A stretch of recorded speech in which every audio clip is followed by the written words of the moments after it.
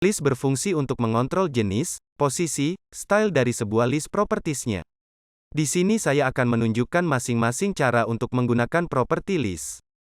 Yang pertama, list style type, berfungsi untuk mengatur jenis list baik ordered list maupun unordered list. Setelah membuat tag-nya, kita akan mengetikkan properti classes-nya.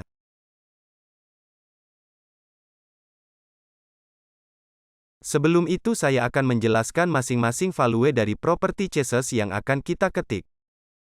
Circle membuat tipe list menjadi bulat. Square membuat tipe list menjadi kotak. Decimal membuat tipe list menjadi angka.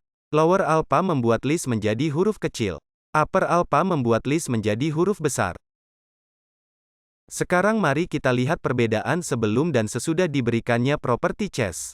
Bisa dilihat kalau di bagian kiri adalah teks yang tidak memiliki properti sama sekali, sedangkan pada bagian kanan adalah teks yang sudah kita berikan properti sebelumnya.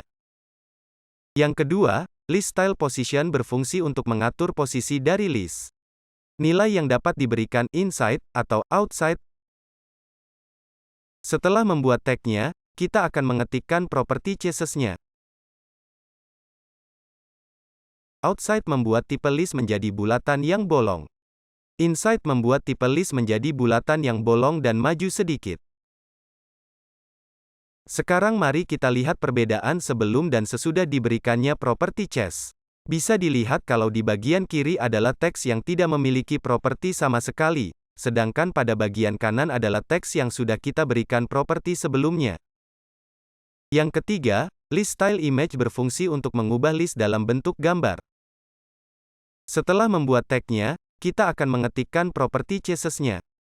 Sebelum itu saya akan menjelaskan masing-masing value dari properti classes yang akan kita ketik. List style image adalah properti chess kita. Image puput adalah direktori dari gambar yang kita pilih. Sekarang mari kita lihat perbedaan sebelum dan sesudah diberikannya properti chess. Bisa dilihat kalau di bagian kiri adalah teks yang tidak memiliki properti sama sekali, sedangkan pada bagian kanan adalah teks yang sudah kita berikan properti sebelumnya. Yang keempat, list style berfungsi untuk mengatur list secara keseluruhan. Setelah membuat tag-nya, kita akan mengetikkan properti classes-nya. Square membuat tipe list menjadi kotak. Upper alpha membuat tipe list menjadi huruf kapital. Sekarang mari kita lihat perbedaan sebelum dan sesudah diberikannya properti chess. Bisa dilihat kalau di bagian kiri adalah teks yang tidak memiliki properti sama sekali, sedangkan pada bagian kanan adalah teks yang sudah kita berikan properti sebelumnya.